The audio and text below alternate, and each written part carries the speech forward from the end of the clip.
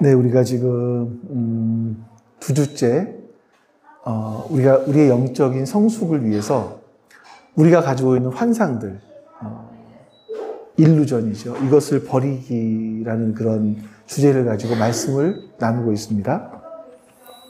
지난주에는 이제 개론적인 부분을 살펴봤고, 오늘은 내 안에 있는 어떤 환상들, 이걸 한번 우리 버리는 시간, 이것이 무엇인지를 찾아보고 이것을 버려보자, 이런 시간을 한번 가져보려고 합니다. 오늘 말씀은 누가복음 18장 9절부터 14절까지 말씀입니다. 누가복음 18장 9절에서 14절입니다. 스스로 의롭다고 확신하고 남을 멸시하는 몇몇 사람에게 예수께서는 이 비유를 말씀하셨다. 두 사람이 기도하러 성전에 올라갔다. 한 사람은 바리새파 사람이고 다른 한 사람은 세리였다. 바리새파 사람은 서서 혼자 말로 이렇게 기도하였다. 하나님, 감사합니다.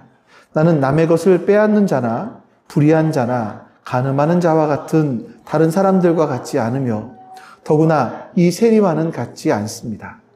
나는 일회에 2번씩 금식하고 내 모든 소득의 11조를 바칩니다.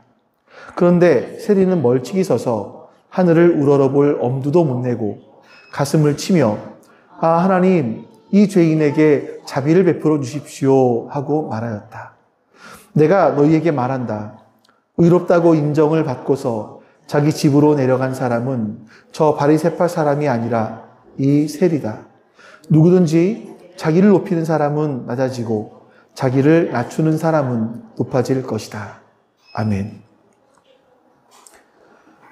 사실 우리는 매일 수많은 선택들, 또 수많은 만남들, 이런 속에서 삶을 살아가게 됩니다.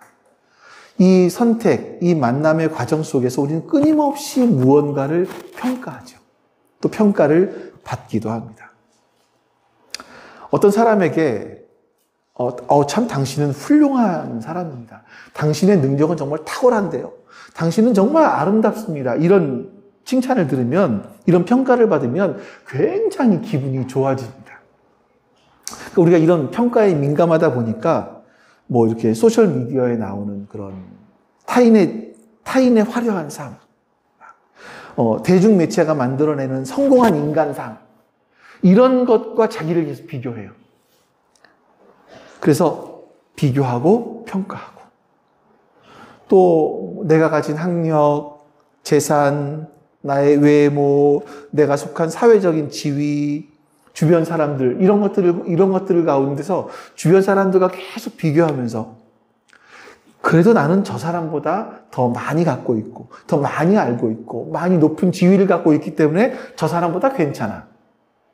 이런 안도감. 나는 저 사람보다 도덕적으로 더 낫기 때문에 괜찮아. 이런 안도감을 느끼거나, 반대로 저 사람에 비해서 나는 가진 것이 아무것도 없기 때문에, 적기 때문에 나는 보잘것없는 사람이야. 이런 열등감, 좌절감, 이런 것에 빠지기도 합니다.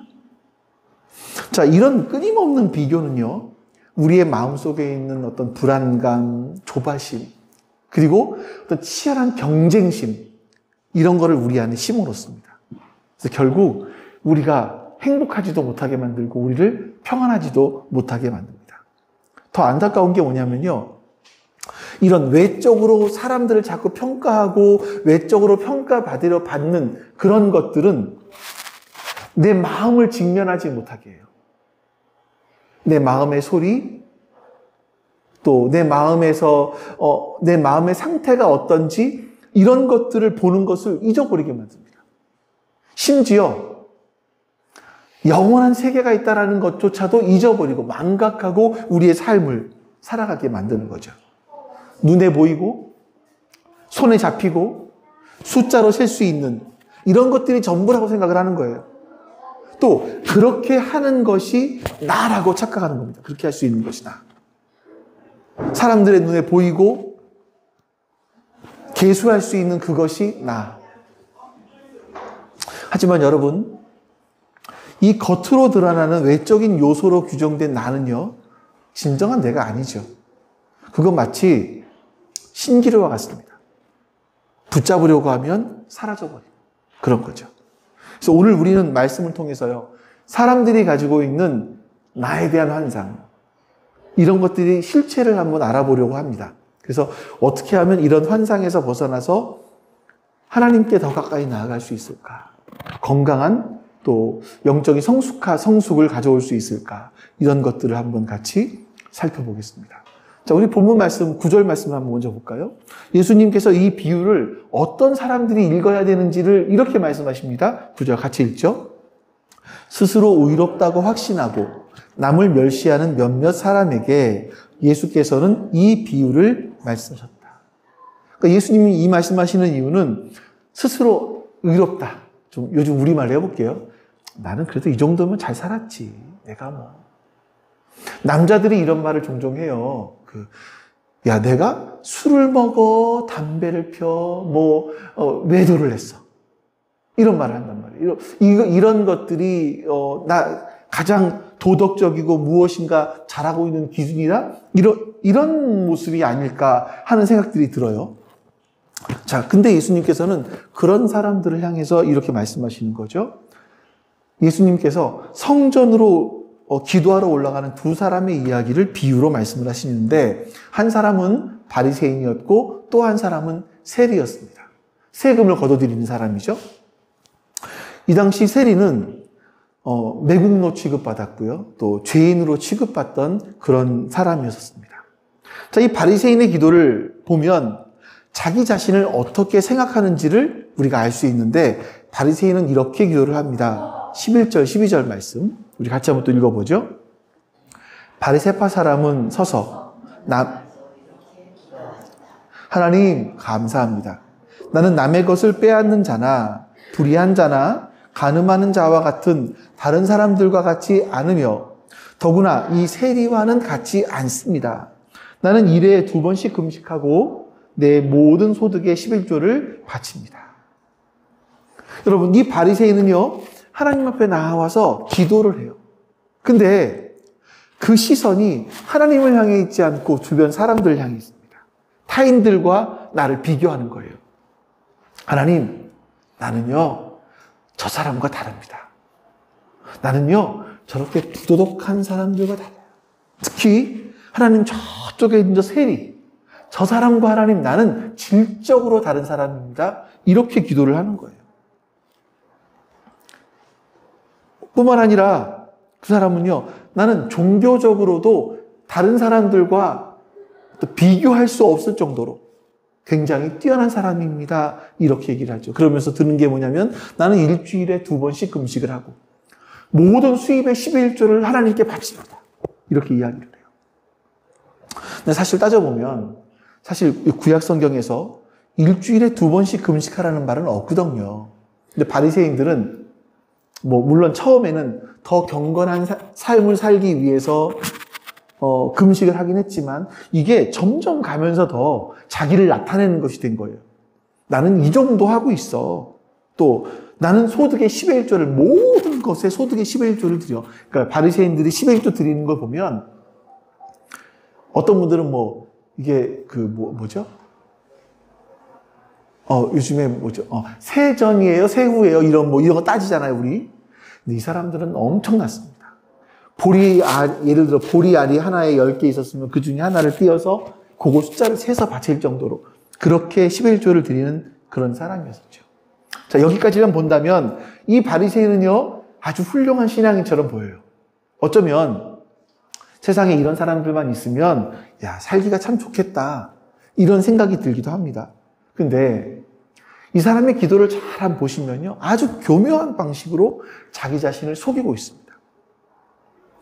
원래 우리는 이렇게 기도해야 돼요. 만약에 이 사람이 남의 것을 빼앗지도 않았고 불의하게 살지도 않았고 간음하지도 않았고 이렇다면 어떻게 기도해야 되냐면, 하나님, 제가 이런 죄를 짓지 않도록 저에게 이런 환경들, 이런 마음들을 주셔서 감사합니다.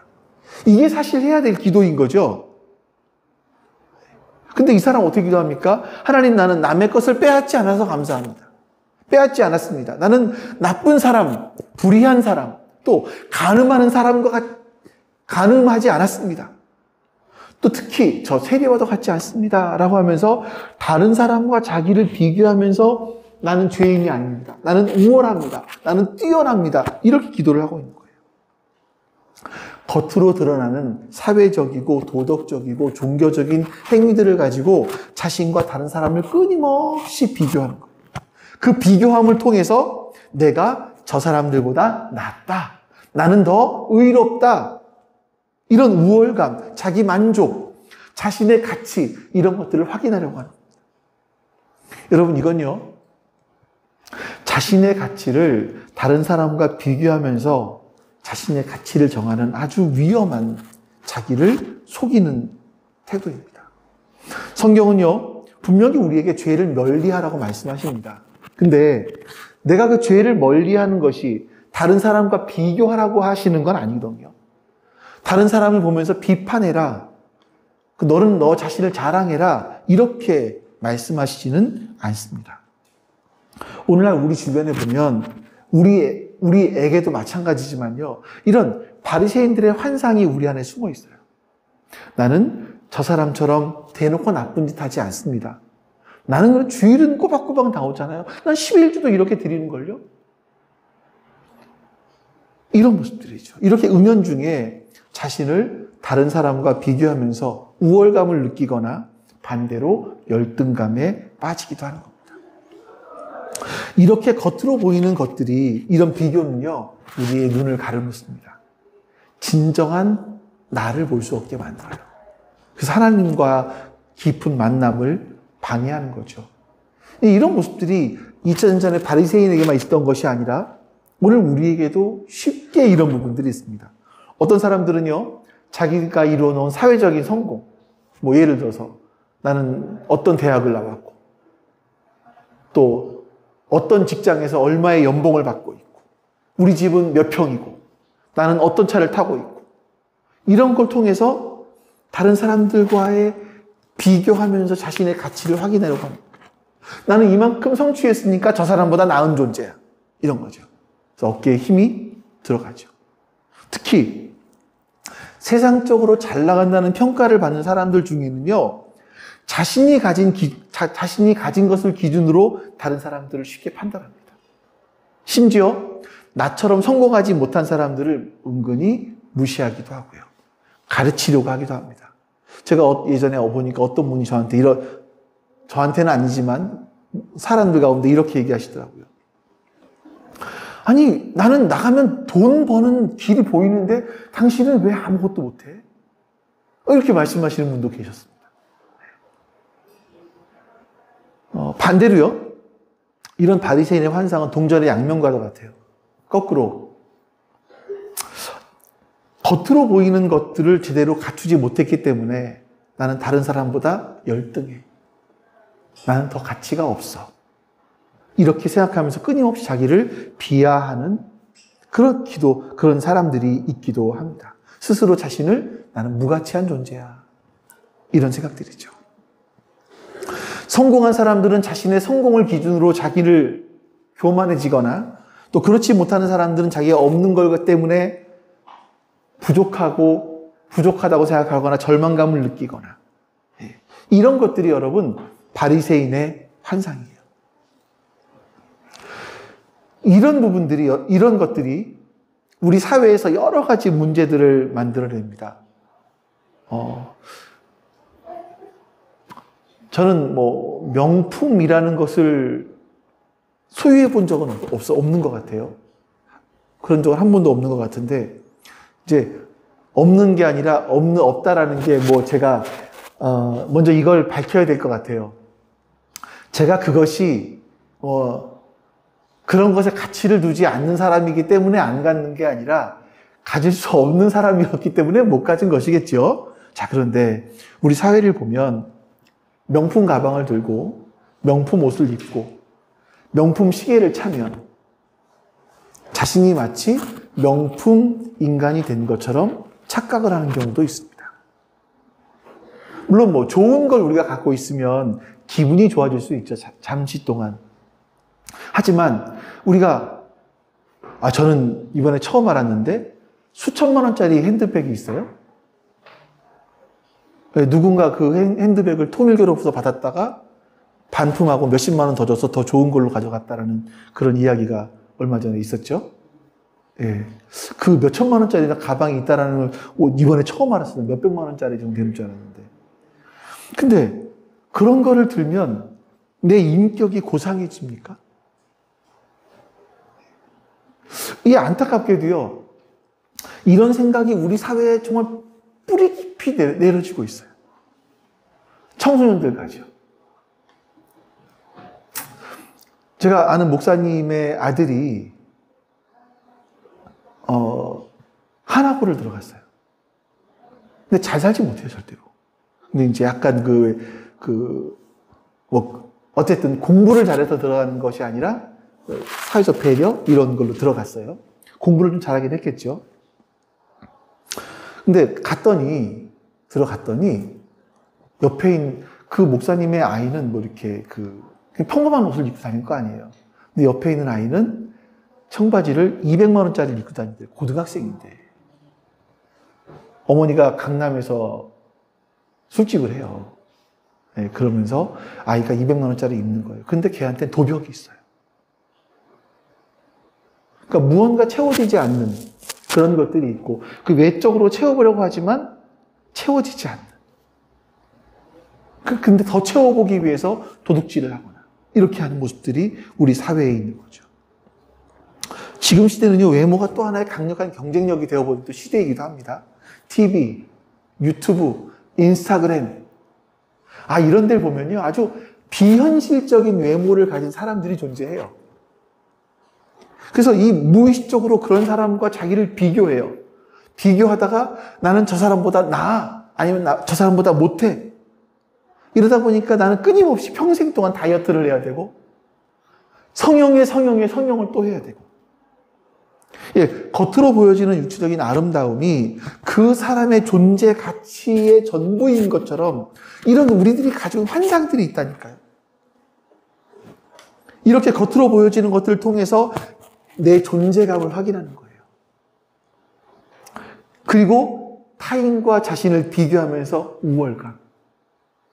우월감에 똑같은 옷이기도 한데 열등감. 이것이 바로 우리 지금 이 시대에 갖고 있는 바리새인의 환상이라고 말씀드릴 수 있습니다. 그래서 우리가 사람들을 만나면요, 일반적으로 그 사람의 옷차림, 그 사람의 직업, 그 사람이 타고 있는 차, 이런 걸 통해서 그 사람을 평가해요. 옛날에, 요즘에는 이제 그런 얘기가 없지만, 옛날에 다 아실 거예요. 티코라는 차를 아실 거예요. 거기에 대한 여러 가지 정말 얘기들이 많이 있었습니다. 티코가 갑자기 막 달려가다가 갑자기 딱 섰어요. 왜 섰죠? 바퀴에 껌이 달라붙어서. 웃으시라고 하는 얘기인데, 집사님 웃어야지. 우리 웃으셔야 되는데. 이런 이야기들이 사실 많이 있었단 말이에요, 우리 안에. 티코는 바람이 불면 넘어진다. 뭐 이런 얘기들. 사람들이 겉으로 보여지는 이런 것들을 가지고 사람들을 판단하는 겁니다. 이것이 그 사람의 전부인 것처럼. 이게 바로 바리새인의 환상입니다. 이게 지금 우리가 살아가고 있는 이 세상의 모습인 거죠. 딱 정확하게 얘기해서 이게 우리 주변의 사람들의 모습이에요. 그럼 여러분, 이 바리새인의 환상에 빠져 살아가는 게 뭐가 문제인가? 뭐 때문에 이런 말을 하는가? 왜냐하면 여기는 굉장히 심각한 영적인 문제들이 숨어 있기 때문에 그렇습니다. 왜냐하면요, 첫 번째가 이런 환상에 빠져 살아가는 한 우리는 결코 우리의 마음을 정직하게 들여다볼 수 없습니다. 내 겉으로 보이는 것만이 전부예요. 여기에 온통 우리의 신경이 다 쏠려 있어요. 그러니까 내 마음을 들여다볼 수 있는 시간이 없는 겁니다. 필요성을 느끼지도 못하고요. 내 마음이 지금 어떤 상태인지, 내 마음에서 지금 무엇을 말하고 있는지를 들여다보지 못하는 거죠. 자, 본문에 나오는 바리새인을 보면 자기는 일주일에 2번 금식하고 10의 1조를 드리고 성전에 올라가서 성전에 가까이 가서 기도하는 그런 종교적인 사람이었습니다. 근데 종교학적으로 얘기할 때 고등 종교와 저등 종교를 나누잖아요. 하등 종교. 고등 종교와 하등 종교를 나누는 기준이 뭐냐면 그 고등 종교로 갈수록 사람의 내면을 다룹니다. 불교 마찬가지죠. 사람의 마음을 다루잖아요. 기독교가 가장 고등 종교라고 말할 수 있는 그런 부분들인데, 근데 하등 종교에서 다루는 것들 다뤄요. 요즘에 보면 하등 종교로 갈수록 외적인 것들, 세상에서 복 받는 거, 병이 없어지는 거, 성공하는 거, 이런 것들을 다루거든요. 근데 기독교가 마치 이런 하등 종교처럼 되어버린 것은 아닌가 하는 생각이 참 많이 듭니다. 바리새인을 보십시오. 하나님 앞에 서서 기도합니다. 하지만 그의 시선은 온통 자신의 마음이 아니라 저 멀리 서 있는 세리를 향해 있는 거예요. 그의 기도는요, 기도를 하면서 하나님 앞에서 하나님의 말씀에서 자신의 마음을 비추어 보는 것이 아니라 겉으로 보이는 것들, 이런 것들로 세리와 자신을 비교하는 거죠. 우월감을 느끼는 겁니다. 그는 자신의 마음, 즉 영혼을 볼 수 있는 소중한 기회를 스스로 걷어 차버린 겁니다.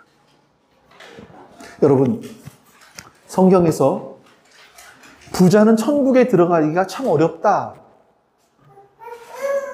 부자가 천국에 들어가는 것 참 어렵다. 얼마나 어려우냐? 낙타가 바늘길을 통과하는 것보다 어렵다. 이렇게 말씀하신 것처럼 그런 이유가 여기에 있는 것 같아요. 자신의 마음을 들여다볼 시간이, 자신의 영혼에 대해서 관심을 가져볼 시간들이 없게 만드는 거죠. 근데 세리는 어떻습니까? 13절 말씀 볼까요? 같이 읽어보겠습니다. 13절. 그런데 세리는 멀찍이 서서 하늘을 우러다볼 염두도 못 내고 가슴을 치며 아 하나님, 이 죄인에게 자비를 베풀어 주십시오 하고 말하였다. 자, 멀찍이 섰다. 이거는 바리새인으로부터가 아니라 성전으로부터 멀찍이 섰다라는 얘기예요. 하나님, 나는 하나님 앞에 감히 설 수도 없는 존재입니다. 이런 죄인입니다라는 그런 고백을 하고 있는 거죠. 고개를 숙이고 가슴을 치면서 자신의 죄 많은 것들을 하나님 앞에 회개하는 겁니다. 여러분, 한번 우리 마음을 잘 돌아보자고요. 만약 여러분의 이마에 여러분의 생각이 글로 쫙 드러난다면 어떻게 될까요? 예? 그렇죠. 어떻게 우리가 밖으로 나다닐 수 있겠습니까? 창피해서. 우리의 생각이 그대로 드러난다면. 다른 사람에게 인정받고 싶은 마음 때문에 하는 착한 일들, 남들보다 더 나은 대우를 받고 싶은 이 이기적인 욕심들, 사소한 일에도 쉽게 치솟는 우리의 분노, 미움, 겉으로는 웃지만 속으로는 칼을 갈고 있는 그 모습들, 나쁜 일 앞에서 입을 다물어버리는 비겁함, 끊임없이 스쳐지나가는 음란한 생각들, 이런 것들이 우리 안에 있잖아요. 근데 이렇게 다른 사람에게 보여지지 않는 것들, 그리고 내 겉으로 보여지는 것들, 이것이 나다 라고 평가를 하고 이 내 마음에 있는 더럽고 추악한 것들은 마치 내가 아닌 것처럼 감추어 놓고 살고 있는 거죠. 그러니까 여러분, 내가 명품 옷이나 사회적 지위나 내가 가진 돈이나 집이나 차나 이런 것을 가지고 진짜 나라고 생각하시면 안 된다는 겁니다. 진짜 나는요, 이 내 마음속에 있는 그 죄가 많은 나입니다. 다른 사람에게 자신 있게 내놓을 수 없는 부끄러운 내가 바로 나라는 거예요. 이거를 깨달아야 하는 겁니다. 이걸 깨달아야 우리가 하나님 앞으로 나아갈 수 있는 거, 이 세리처럼. 하나님, 나는 이런 존재입니다. 이거죠. 두 번째가, 이 바리새인의 환상에 빠진 사람들은요, 끊임없이 우월감과 열등감 사이를 오가요. 겉으로 보이는 것들로 자신과 다른 사람을 끊임없이 비교합니다. 나보다 더 나은 조건을 가진 사람을 만나면 위축되고 열등감을 느끼죠. 반대로 나보다 못한 사람을 만나면 우쭐해집니다. 우월감을 느끼는 거예요. 그래서 사람이 살아가면서 만나는 사람 때문에 내 감정들이 막 롤러코스터로 돼요. 근데 지난주에 오후에 얘기했었나요? 강남에서 실제로 살려고 하면 부모로부터 찐 부자인 사람들이나 살 수 있지 맞벌이하는 부부들은 살기 힘들더라. 이런 얘기도 우리가 했었잖아요.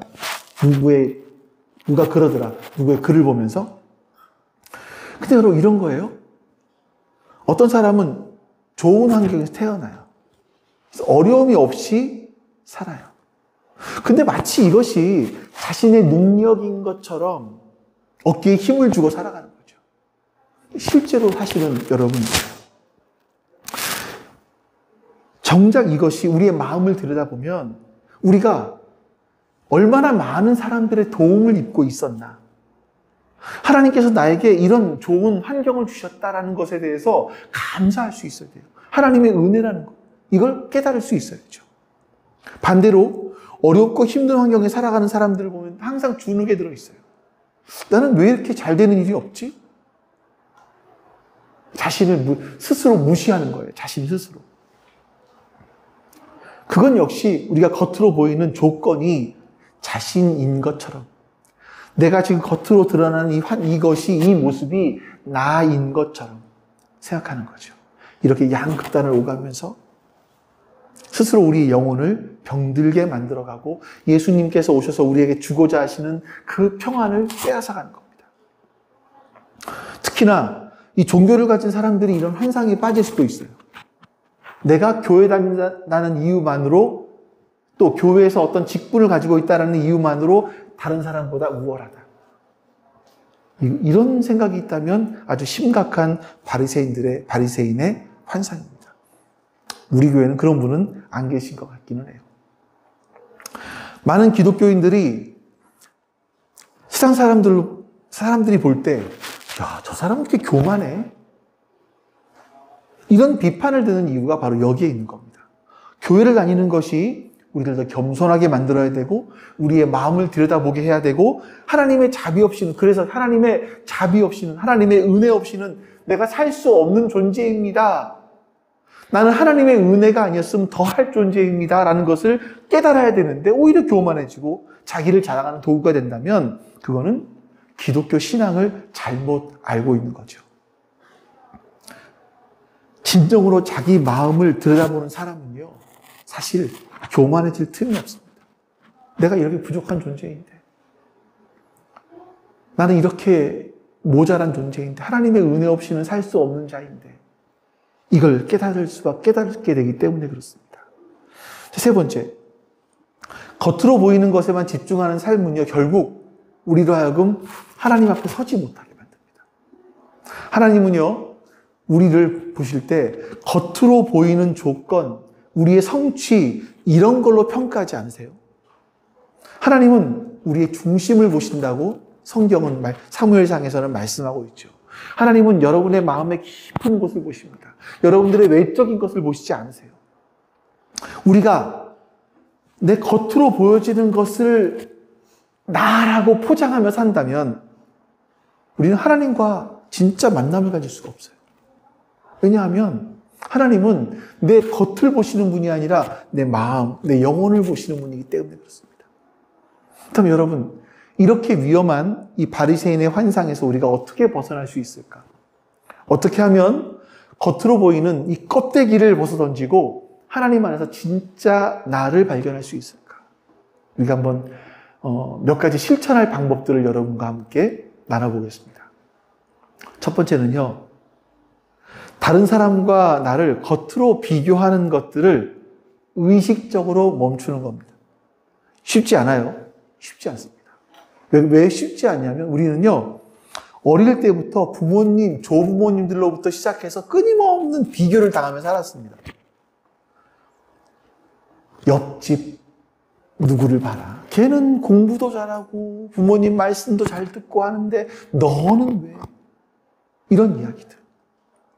야, 네 형은 저렇게 깨끗한데 너는 왜 이렇게 더럽냐? 이런 비교. 끊임없이 우리의 외적인 거, 우리의 행동들, 우리가 뭐 이루어낸 성과들 이런 걸 가지고 계속 비교를 당해요. 비교. 어떤 부모가 얘야, 옆집에 철수는 저렇게 하나님을 잘 믿는데 너는 왜 이러니? 이런 비교하는 분들을 제가 본 적이 거의 없어요. 대부분 다 외적인 것들. 이런 환경에 살다 보니까 우리는 자연스럽게 다른 사람과 나를 겉으로 비교하는 것, 겉으로 평가하는 것에 익숙해져 있습니다. 그래서 여러분들 이제 겉으로 비교하는 것들을 내가 멈추겠다. 이런 의식적인 결단, 연습이 필요한 거예요. 이건 여러분들에게 사실 이 설교를 준비하면서 여러분들에게 하는 설교인가, 나 자신에게 하는 설교인가를 많이 생각합니다. 저 역시 똑같거든요. 제가 여러분들에게 이렇게 말씀을 드리지만 저 역시 끊임없이 다른 사람과 비교하고 지위, 뭐 교회, 아니면 뭐 이런 외적인 부분들 너무나 비교를 많이 하거든요.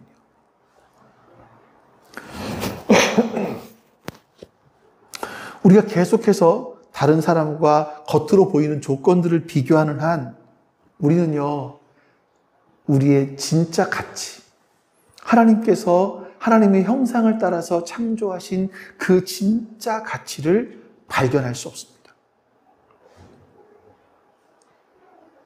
그래서 이제부터 이런 어리석은 비교는 하지 않겠다. 그만하자라고 여러분들 스스로에게 선언하셔야 합니다. 두 번째는요, 내가 진짜 누구인지를 발견하시는 거예요. 여러분이 입고 있는 옷, 여러분이 타는 차, 내가 사는 집, 내가 가진 직책, 이게 나가 아닙니다. 그것들이 사라진다고 해서 나라는 존재가 사라지는 것이 아니죠. 여러분들이 사실은 여러분들 마음속에 여러분들만이 알고 있는 내가 있어요. 하나님은 더 정확하게 아시겠지만 여러분들이 알고 있는 그 내가 누군지를 보셔야 돼요. 직면해야 돼요. 직면한다 그러잖아요, 우리가. 진심으로 여러분의 마음을 들여다보기 시작하셔야 돼요. 그러면 나는 정말 하나님의 자비가 필요한 사람이구나라는 것을 알게 되죠. 내가 그런 존재이구나라는 것을 발견하게 되는 거예요. 겉으로는요, 아무리 교양을 떨어도, 점잔을 떨어도, 우리 마음에는 여전히 해결되지 않는 그 교만이 있고, 이기심이 있고, 분노가 있고, 좌절감이 있고, 부정적인 생각들이 있고, 이 죄악된 마음이 꿈틀거리고 있잖아요. 이것을 보는 겁니다. 이것을 보셔야 되는 거예요.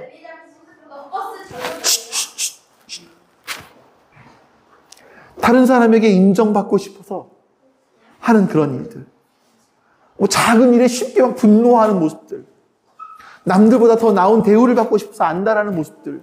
때로는 마음속으로 누군가를 미워하고 심지어 해치고 싶어하는 모습들. 이런 내 마음속에 있는 나와 여러분 만나보셔야 돼요. 이 모습과 정직하게 대면하셔야 돼요. 이런 마음의 솔직한 모습을 인정하게 될 때 우리는 하나님, 저는 이런 존재입니다.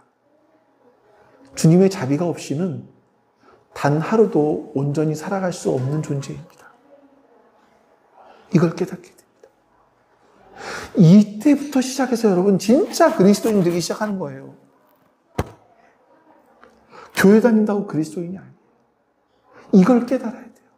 이게 내가 어떤 자인지를 정말 깨달아야 하나님 앞에 서서 하나님, 내가 이런 존재입니다. 나는 예수 그리스도가 아니면 하나님께 나아갈 수 없는 죄인입니다. 라고 고백하게 되잖아요.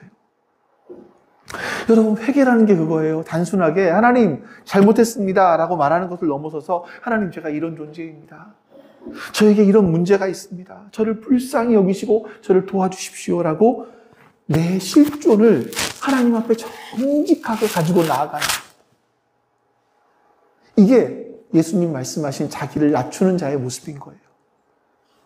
이렇게 자신의 연약함을 인정하고 하나님의 자비를 구할 때 우리는요, 또 다른 놀라운 사실을 발견하게 됩니다. 그것은 바로 하나님께서 우리를 있는 그대로의 모습으로 평가하신다는 거예요. 하나님은 옆 사람과 우리를 비교해서 평가하지 않으세요. 하나님은 우리를 외적인 조건으로 평가하지 않으세요. 아니, 날 때부터 다르게 태어났잖아요. 태어난 지역이 다르고, 태어난 가정 환경이 다르고, 태어날 때 가지고 또 외모가 달라요. 하나님은 그렇게 불공평한 것으로 우리를 평가하지 않으십니다. 세상이 이미 이렇게 망가져 있기 때문에 그래요. 이미 소득의 분배가 너무나 불공평하게 이루어져 있어요. 하나님은 우리가 어떤 부모 밑에서, 어떤 환경에서, 어떤 능력을 가지고, 어떻게 자랐는지 모든 것을 아시지만, 그것으로 평가하시는 것이 아니라 그 사람 안에 있는 고유한 가치로 우리를 평가하십니다. 그래서 우리는 이 연약한 자, 내가 아무것도 할 수 없는 자라는 걸 깨달은 존재만이 하나님 앞에 나아갈 수 있고, 하나님은 우리의 마음이 얼마나 깨끗해졌느냐 이걸 보시는 것이 아니라 우리가 얼마나 부족한 존재라는 것을 깨닫고 하나님 앞으로 나아갔느냐, 이것으로 우리를 평가하시는 분이세요. 하나님, 제가 이런 존재입니다. 하나님, 제가 이렇게 연약한 자입니다. 이렇게 연약하지만 주님 앞에 나왔습니다. 이거죠. 이게 여러분, 기도하신다라는 게, 기도의 역할이라는 게 바로 이런 모습들인 겁니다. 기도는요, 단순하게 하나님 내가 이거 필요해요, 이것만을 아는 시간들은 아니에요. 물론 중요합니다. 내가 필요한 것들 하나님께 기도하는, 아뢰는 거 굉장히 중요합니다. 그런데 여러분, 기도의 더 깊은 차원에서는요, 하나님 앞에 서서 그 말씀을 통해서 나 자신을 비추어 보는 겁니다. 기도는 그런 거예요. 하나님 앞에 서서 나 자신을 비춰보면서 내가 어떤 존재입니다. 그럼 나를 발견해가는 과정들인 거예요. 이렇게 기도를 통해서 우리의 영혼을 살피고 우리를 얽어매고 있는 환상들을 벗어버려야만 하는 겁니다. 근데 많은 그리스도인들이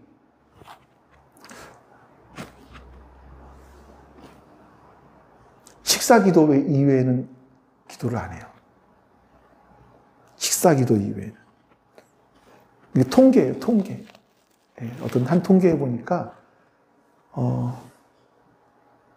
식사기도 이외에는 기도를 안 한다고 대답한 퍼센테이지가 상당히 높더라고요. 만약 우리가 내면 세계를 돌아보지 않고 교회만 왔다 갔다 한다면 우리 역시 바리새인의 환상에 빠져서 살아갈 수밖에 없는 존재입니다. 나는 교회 다니니까 괜찮아. 나는 구원받았으니까 괜찮아. 이런 생각을 하는 거죠. 심각한 착각이고 환상입니다. 하나님을 믿는다고 하면서 정작 하나님께서 창조하시고 이끌어 가시는 우리의 마음, 결국 변화되길 원하시는 우리의 마음, 우리의 속 사람, 여기에 무관심하면 우리가 과연 무엇을 믿고 있는 것일까 돌아보셔야 돼요. 오늘 우리는 바리새인의 환상, 이런 주제를 가지고 외적인 것에 집착하며 살아가는 우리의 자화상을 돌아보았습니다. 그리고 그 위험성을 보았죠. 이제 그 환상에서 벗어나서 하나님 안에서 참된 나를 보셔야 됩니다. 내가 얼마나 죄인인지, 내가 얼마나 부족한 자인지, 이것을 보시는 거예요. 여러분, 외적인 조건과 끊임없는 비교를 통해서 나를 규정하지 마시고, 바리새인처럼 여기서 나는 소리예요. 이 마이크 때문에. 하나님의 시선으로 나를, 내 내면을 정직하게 보십시오. 그 안에서 내 연약함을 인정하고 하나님의 자비를, 하나님의 은혜를 구하는 겁니다.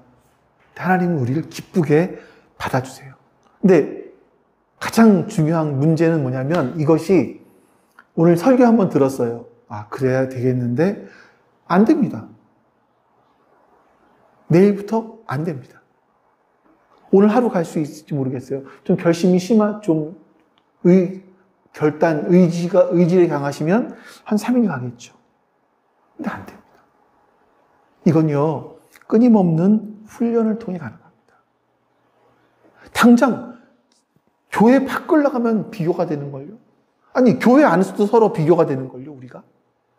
이걸 벗어나기 위해서는요, 끊임없는 훈련들이 필요한 겁니다. 그래서 어떤 목사님이 이런 얘기를 하시더라고요. 지나가다 보면 이제 남자 목사님이신데 여자들이 눈에 띄잖아요.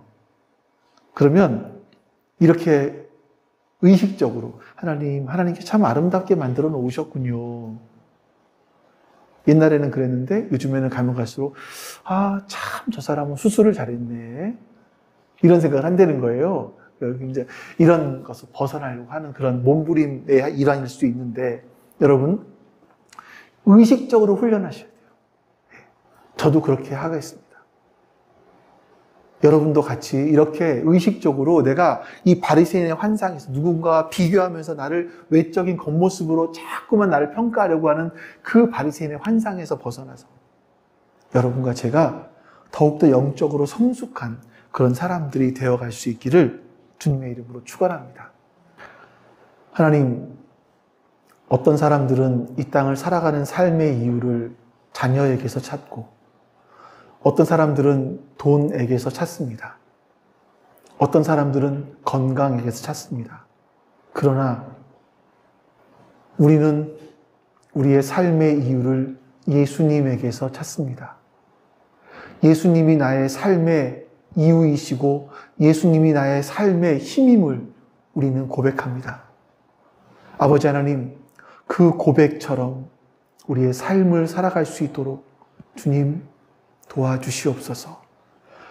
그 고백이 바로 나의 고백이 될 수 있도록 주님 도와주시옵소서.